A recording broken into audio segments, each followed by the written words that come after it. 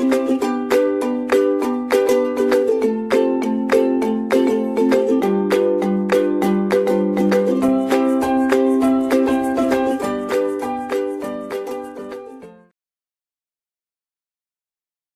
everyone, I am Harsh Khatta, working as Assistant Professor in Department of Computer Science and Engineering at ABES Engineering College, Ghaziabad.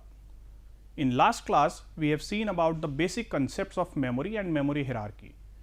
In this lecture, I am going to discuss about the main memory, the basic composition of the RAM, ROM and how the system is interconnected. As discussed in the previous class, the main memory is one which stores all the data which is in process and the instructions. So, when we talk about these type of memories where we have a hierarchy, so in this case the main work is done by the primary memory, which is also known as the main memory. As we have discussed in last class, it is of two types, RAM and ROM. This RAM is a volatile memory and ROM is a read only memory which is non-volatile. So, let us have a look in detail about the chip configuration, how we are doing these things. As discussed, RAM is of two types, SRAM and DRAM. SRAM is a faster one which is used in cache memory and DRAM is my main RAM. So, here in this class we will focus especially on the DRAM and the ROM component and how these RAMs or multiple RAMs are attached to make a bigger RAM. This is one organization if I talk about the chip ones. So, if I am talking about a single chip which is a RAM chip, how many lines are there, how we are saying that this is a control part, that we are going to write a data on a memory or we are reading a data from the memory. So, this is the configuration part. These RAMs are available in various sizes, various varieties. In last example, I took the example of RAM of my system which is of 8 GB. Here for the demonstration purpose, I am taking the size of RAM 128 into 8. It means when I talk about the 128 into 8, this 128 are the memory locations, means how many words of 8 bits I am able to store. Okay? Say in my system, I have a data of 8 bits. So, here this 8 bit one word is there and similarly 128 words I can store in this RAM. So, this is the meaning if I am talking about 128 memory locations are there and per word 8 bits can be stored. If I am saying my memory word is taking 16 bits in it. So, it means the same memory is now converted to the 64 into 16, means this 8 word is now converted to the 16 and this part is borrowed from the first memory location part. Or in some of the books it is mentioned that the 2 word of a memory is making a one instruction, means this 8 bits. Now, my complete word is of 16. So, this complete 8 plus 8 means my data word is something this of 16 bits. So, the first MSB 8 bits are stored here as a one part and another one is here at second part and now the complete one is of 16 bit word. So, in this manner, if the size is same 128 into 8, so in this manner what will be the new configuration? Here it will be 64 into 16. So, this 16 is basically accommodated with the help of these memory allocations. So, this is generally the value how we are taking the first part and the second part. Okay? Now, if I am taking the same example here with 128 into 8, what is the next part? Next part is if I am talking about RAM, RAM has two operations, one is read and another is write. Read means we are reading some data from the memory. So in this case, we have this read control signal and this should be 1. If my read control line is 1, means I want to read something. I am a CPU and I want to read something from the memory. Similarly, if I want to write something, at this point, this write control line should be 1. In this case, this read line will be 0. Means at the same time we can perform either a write operation or read operation. So based on the operation, we need to make a control line 1. Okay, this is something like a on off button. If I am saying okay, light on means read on, that value is 1. Fan on, in this suppose write is 1, it means write is on. So this is a way, but at the same time if we are saying that read and write both are 1, so the priority is given to the read operation here. We will see in the truth table for this. Now I have discussed about the control signals, read and write. What is next?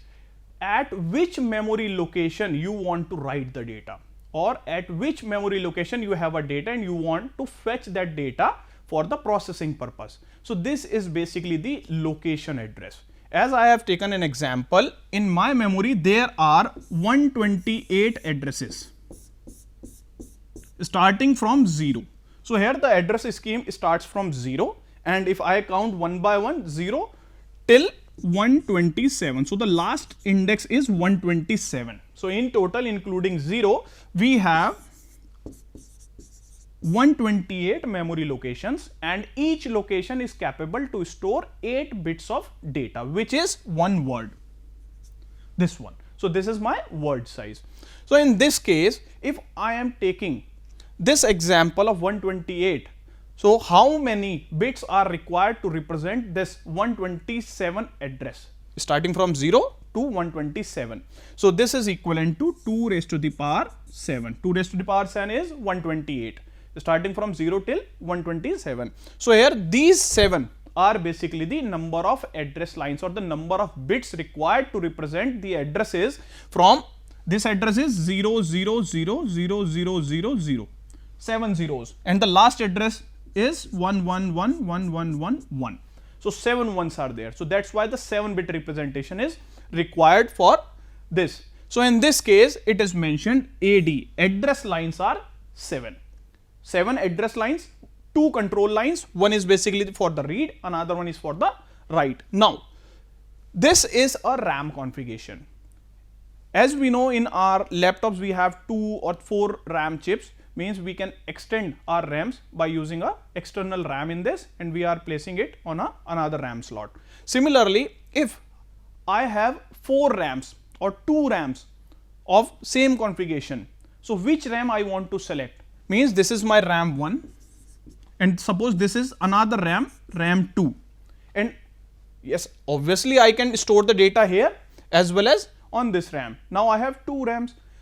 Suppose CPU is asking about I need a data which is stored in RAM 1 at location 100. It means we first need to select RAM 1, because the location number 100 is available in both, in this RAM as well as in second RAM. But when we are asking about a specific RAM chip, so how we will fetch the particular address? So in this case, we have another functional line which is known as chip select 1. This chip select 1 says if you have multiple RAMs, then which RAM you want to select for fetching or writing a data. So here you can see the CS1 is 1 for a particular RAM chip enable sort of. So here if out of 4 or 3 RAMs or 2 RAMs, a particular RAM is enabled, then we are easily fetching the data in case of read, and writing a data in case of write is 1. Another one is chip select 2. What is the meaning of chip select 2? As I said, we have 2 components. One is RAM, another one is ROM. So if we want to select the ROM to read some data, so in this case, this chip select 2 is disabled. And when the chip select 2 is enabled, means we are working on RAM. Otherwise, we are working on ROM. So here you can just make it a note that chip select 1 is to select a RAM out of multiple RAMs, and chip select 2 is for selecting either RAM or ROM. Okay, we will see the more descriptive part in the upcoming slides, where the combination of RAM and ROM will be there, and you will see all the things on a single diagram. So this is all about the RAM chip. So in this RAM chip, I have explained all the components, all the data lines, all the control as well as the address lines. Now, if I am talking about I want read operation, as it is RAM, two operations are possible, either read or write. So in this case, what is the next part? If I am saying I want read 1, means I want to read something from the memory. In this case, what is required? Chip select should be 1. This is disabled. Here it is used as a bar, means if I am giving it 0, it will treat as 1, because this is a negation. So if I am giving here 0, it will convert the CS2 bar as 1. So if we want to enable the RAM chip, we need 0 input. Okay, if 1 is coming here, it will take CS bar, so it will be 0 and RAM is disabled then. So here in this case, what should be the values? Let's have a look to the function table here. In this function table, you can see this chip select. You are able to see this chip select value here.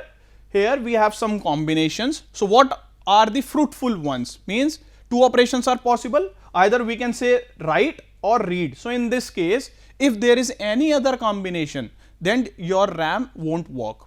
So here the fruitful combinations are only these two, where chip select 1, which is a mandatory one, then chip select 2 is 0, by default it is taking the negation of 0, which is 1, means we are selecting a RAM chip, and then read is 0 and write is 1, means we want to write something in the RAM. So here operation is write and the data is going to write in the RAM.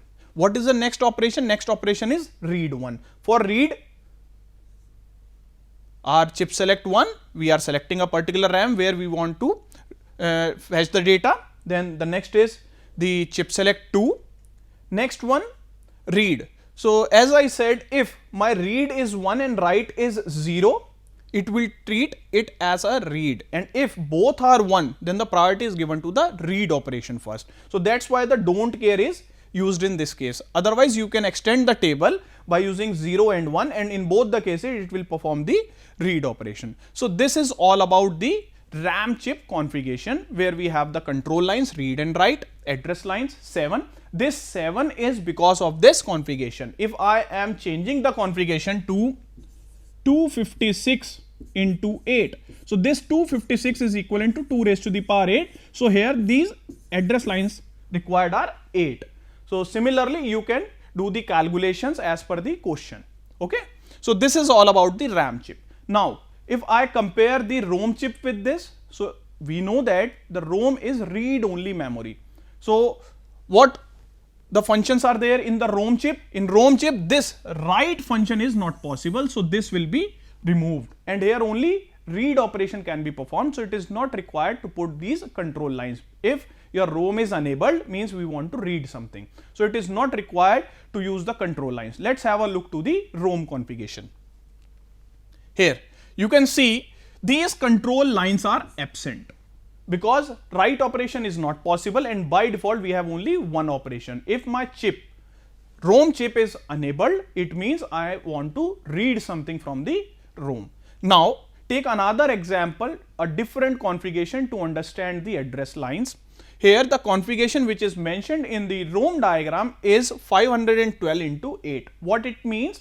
It means we have 512 memory locations. In the previous example, it was 128 slots, and each slot is able to store 8 bits of data. Here the word size is same, which is 8 bits, and how many locations are possible? 512 locations are possible.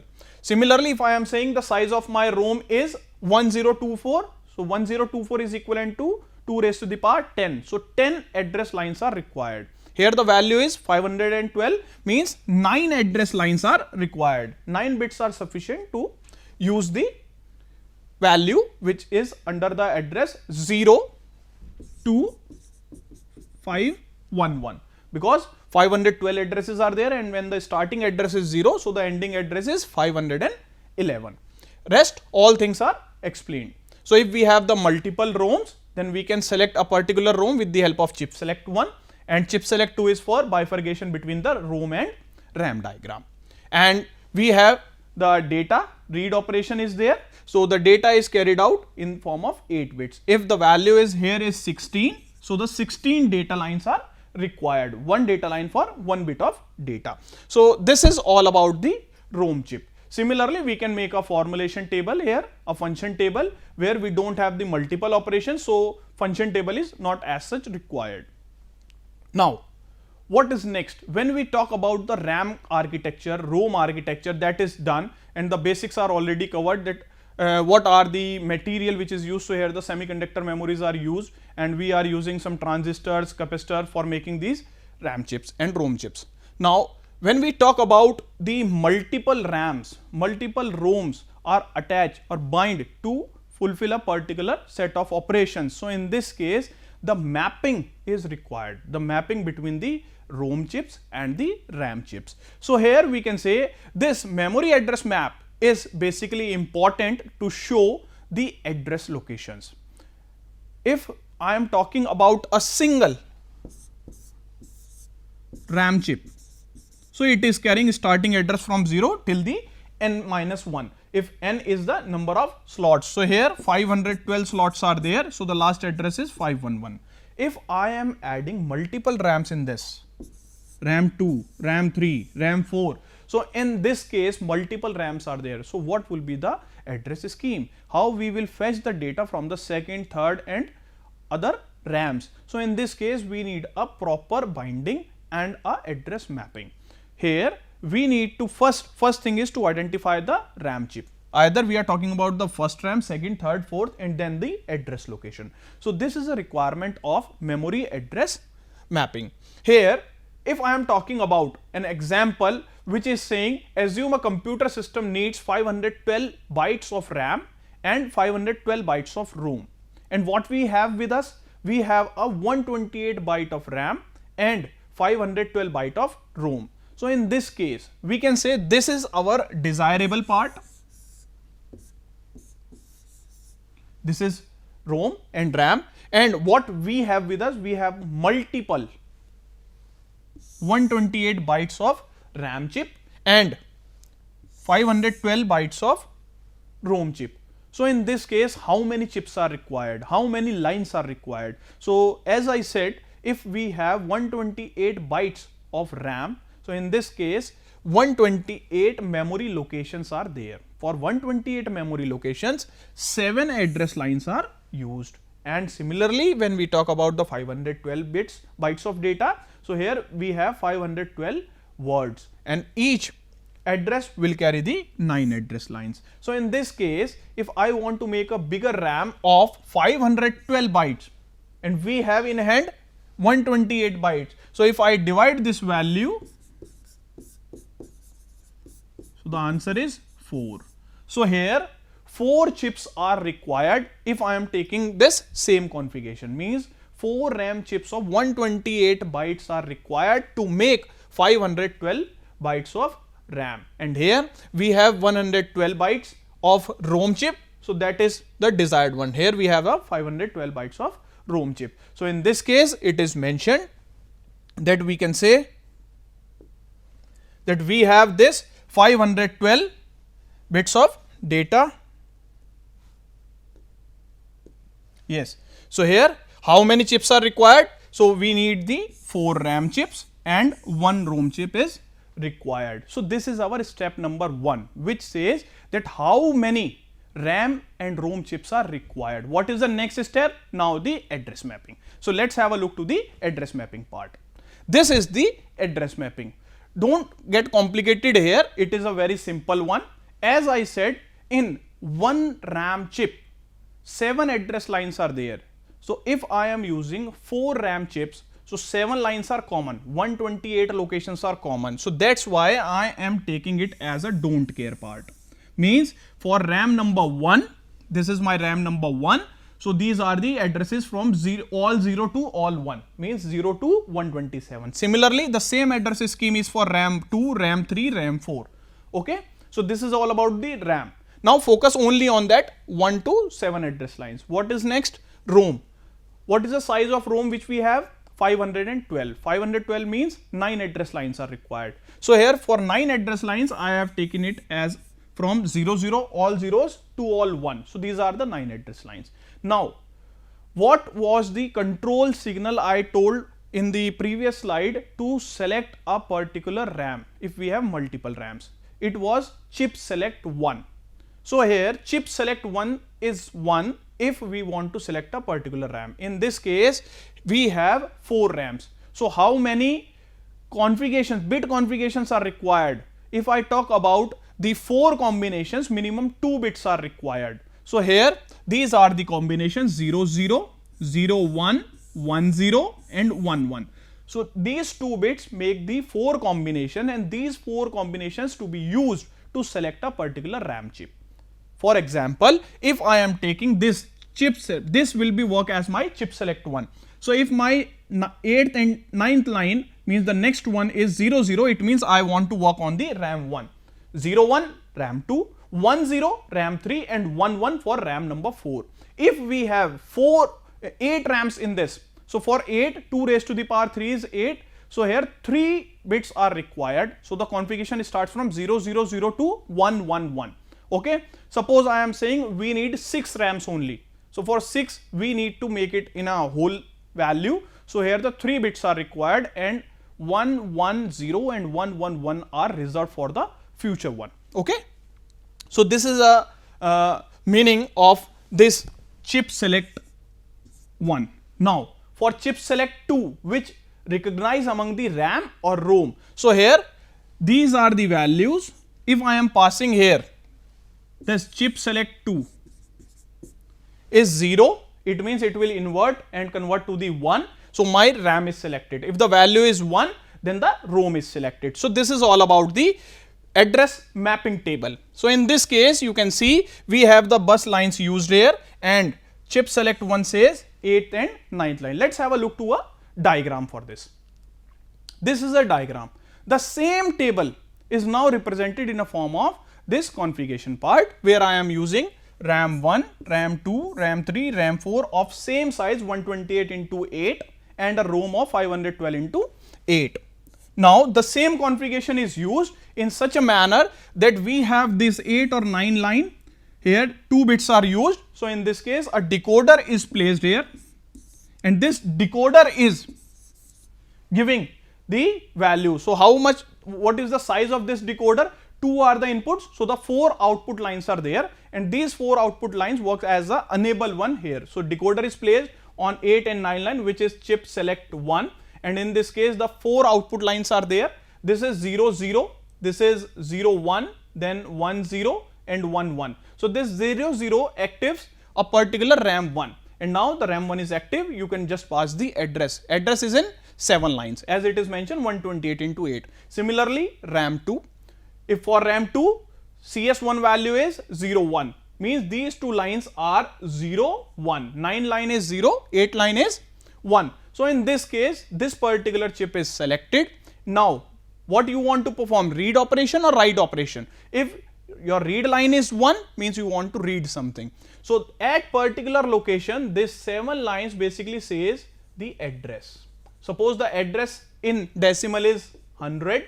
So in this particular RAM chip, the 100th location is now transferred on the data bus, and this is a read operation. So this value is read, and the data bus gives this value to the CPU. Vice versa, in the case of the write operation, the data bus carries the data and it is going to write here if the write value is 1 and read value is 0. So this is a value. And how the ROM is selected? If you are passing this 10th value as 1. So in this one case it is going here and it is taking it as a 0 because this is an inversion, and now in this point it is taking the 1 value here and your ROM chip is selected. So you can see here, if the value of this is 1, so it is taking, the inverter is placed here, so the value is 0 and it is again a inverted value, so it will select the ROM. So this is all about the configuration. Let's have a look to a particular example. This is an example of Morris Minnow, as it is mentioned in the references. We are taking it from Morris Minnow and the Williams-Stillings. So this is an example. This is a question for you. Just have a look to the question and think about the answer. So this is your assignment part, that how many RAM chips are required. So just to show, I have passes the answer, otherwise take 5 minutes time to find the value. Now, when we talk about the internal architecture of memory, so in this case we have two types of configuration. One is basically 2D RAM and another one is 2.5D RAM. This is the internal architecture of RAM chips. So in this RAM chip, the traditional one part is 2D RAM, where we have a single decoder for the address. What is the use of decoder here? Let's have a look to this. When I said I have a memory, say I have a memory of 128 into 8. So what is the value, what is the meaning of this 128? Means in my RAM 128 locations are there. So how these locations are fetched? Because I am passing here 7 lines. So these 7 address lines are passing through a decoder, and the output of decoder is 7 into 2 raised to the power 7. Okay. So this is from 0 to 128. Okay. Now the same thing is demonstrated with a smaller example. This is a 2D architecture which is taking 6 input lines, and the output are 2 raised to the power 6 starting from 0 to 64.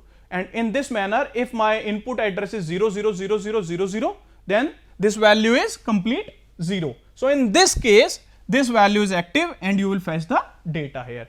This is basically the 2D organization. What is in the 2.5D? This is the advanced part, where this large size of decoder is splitted into 2 sub decoders. Here 6 address lines are coming as input and the output is 2 raised to the power 6, means think about the how much large circuit is there. So the next is 2.5D. What is there in 2.5D? We have split these 6 address lines into 3 and 3. So if 3 lines are input, what is the output? 2 raised to the power 3, means only 8 lines are required. So the circuit is small. So here only 8 lines are output, here only 8 lines are output, and then it is going to club here to find a particular data. So this is the organization which is also known as 2.5D. So rest part, the assignment for this is you need to find a comparison table of 2D and 2.5D RAM. And one example I have discussed about the Morris Minnow, example number 1, where you need to find the number of chips. So this is all about the today's class, and I request all the students to kindly go through all the examples, all the exercise questions of Morris Minnow, because these are the good questions and you can easily cover those questions after studying this lecture. Thank you.